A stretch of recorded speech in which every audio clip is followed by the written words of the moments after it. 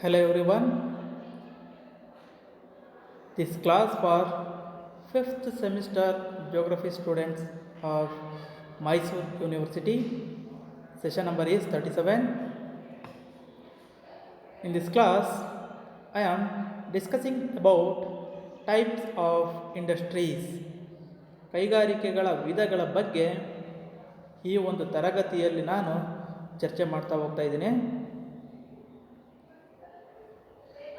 Learning objective of this session aims to provide types of industry with suitable examples, and finally students will know the different types of industries.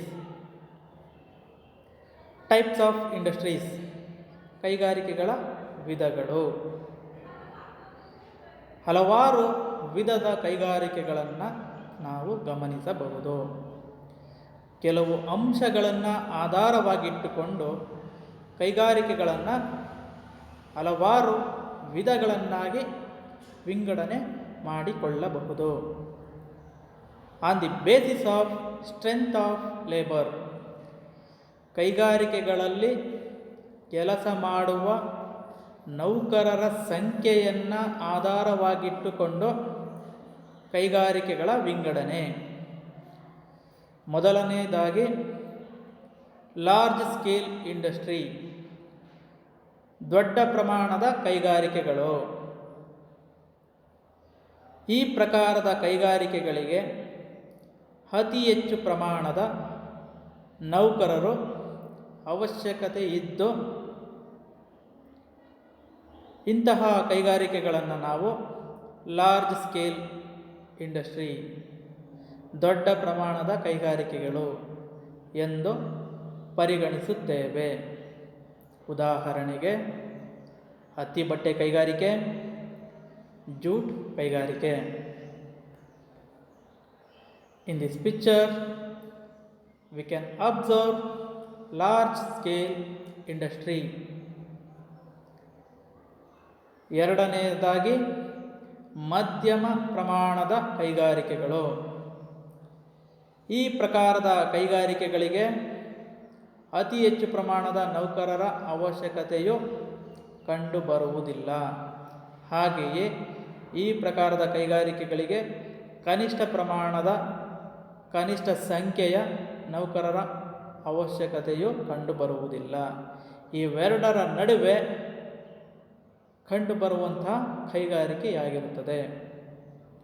ಹಾಗೂ ಈ ಒಂದು ಕೈಗಾರಿಕೆಯನ್ನು ಸ್ಥಾಪನೆ ಮಾಡುವುದಕ್ಕೆ ತೊಡಗಿಸುವ ಬಂಡವಾಳವು 1 million rupees ಆಗಿರುತ್ತದೆ. ಈ ಪ್ರಕಾರದ ಕೈಗಾರಿಕೆಗಳನ್ನು ನಾವು ಮೀಡಿಯಂ ಸ್ಕೇಲ್ ಇಂಡಸ್ಟ್ರೀಸ್ ಎಂದು ಪರಿಗಣಿಸುತ್ತೇವೆ. ಉದಾಹರಣೆಗೆ ಸೈಕಲ್ ಇಂಡಸ್ಟ್ರಿ, ರೇಡಿಯೋ ಇಂಡಸ್ಟ್ರಿ ಹಾಗೂ ಟೆಲಿವಿಷನ್ ಇಂಡಸ್ಟ್ರೀಸ್. ಮೂರನೆಯದಾಗಿ ಸಣ್ಣ ಪ್ರಮಾಣದ ಕೈಗಾರಿಕೆಗಳು ಅಥವಾ ಸ್ಮಾಲ್ ಸ್ಕೇಲ್ ಇಂಡಸ್ಟ್ರೀಸ್. ಈ ಪ್ರಕಾರದ ಕೈಗಾರಿಕೆಗಳಿಗೆ ಕನಿಷ್ಠ ಸಂಖ್ಯೆಯ ನೌಕರರ ಅವಶ್ಯಕತೆ ಇರುತ್ತದೆ. In this picture we can observe medium scale industries and also we can observe small scale industries.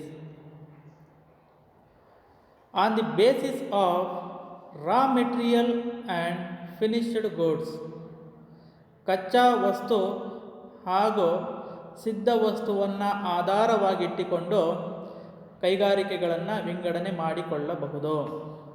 ಮೊದಲನೆಯದಾಗಿ ಬೃಹತ್ ಕೈಗಾರಿಕೆಗಳು ಅಥವಾ heavy industries.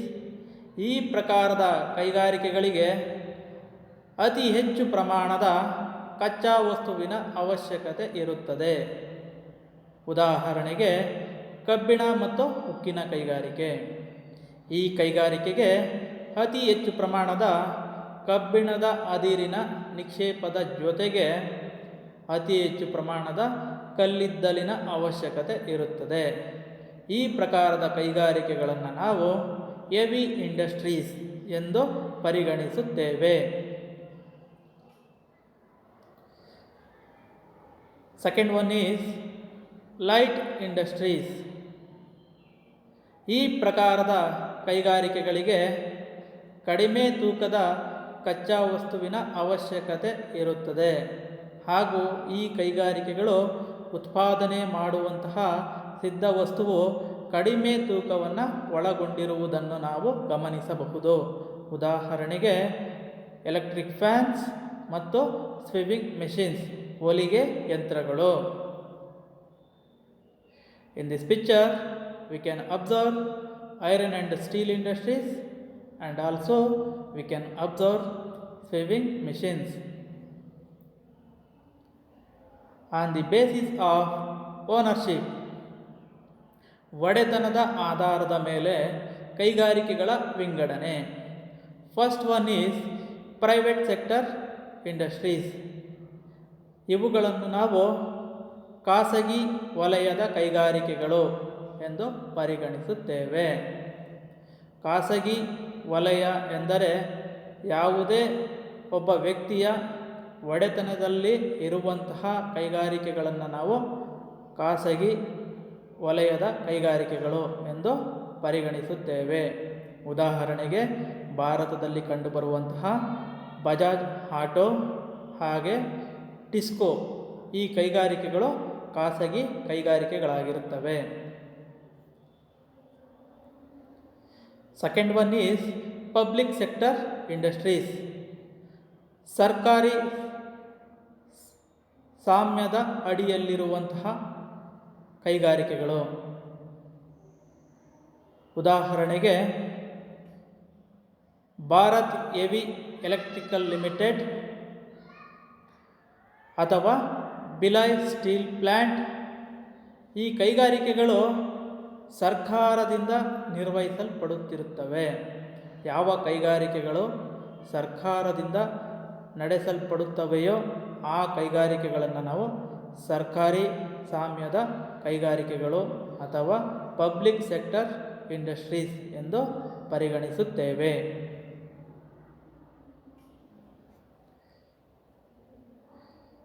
Next one is cooperative sector industries. ಸಹಕಾರ ಸಾಮ್ಯದ ಕೈಗಾರಿಕೆಗಳು. ಕೆಲವೊಂದಷ್ಟು ಕೈಗಾರಿಕೆಗಳನ್ನು ಸಂಘ ಸಂಸ್ಥೆಗಳು ನಿರ್ವಹಿಸ್ಕೊಂಡು ಹೋಗ್ತಾ ಇರೋದನ್ನು ನಾವು ನೋಡ್ತಾ ಹೋಗ್ಬೋದು. ಅಂತಹ ಕೈಗಾರಿಕೆಗಳನ್ನು ನಾವು ಕೋಆಪರೇಟಿವ್ ಸೆಕ್ಟರ್ ಇಂಡಸ್ಟ್ರೀಸ್ ಎಂದು ಪರಿಗಣಿಸ್ತೇವೆ. ಉದಾಹರಣೆಗೆ ಸಕ್ಕರೆ ಕಾರ್ಖಾನೆ,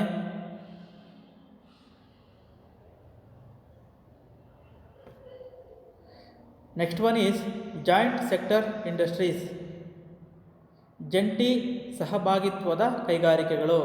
ಕೆಲವೊಂದಷ್ಟು ಕೈಗಾರಿಕೆಗಳು ಸರ್ಕಾರದ ಒಡೆತನದಲ್ಲಿ ಹಾಗೆಯೇ ಖಾಸಗಿ ವ್ಯಕ್ತಿಯ ಸಹಭಾಗಿತ್ವದಲ್ಲಿ ಎರಡರ ಸಹಭಾಗಿತ್ವದಲ್ಲಿ ಕೈಗಾರಿಕೆಗಳು ನಡೆಯುತ್ತಿದ್ದರೆ ಅಂತಹ ಕೈಗಾರಿಕೆಗಳನ್ನು ನಾವು ಜಂಟಿ ವಲಯದ ಕೈಗಾರಿಕೆಗಳು ಅಥವಾ ಜಾಯಿಂಟ್ ಸೆಕ್ಟರ್ ಕೈಗಾರಿಕೆಗಳು ಎಂದು ಪರಿಗಣಿಸುತ್ತೇವೆ. ಉದಾಹರಣೆಗೆ oil India limited.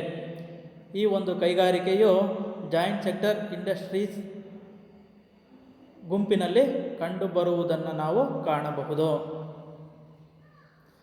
Thank you.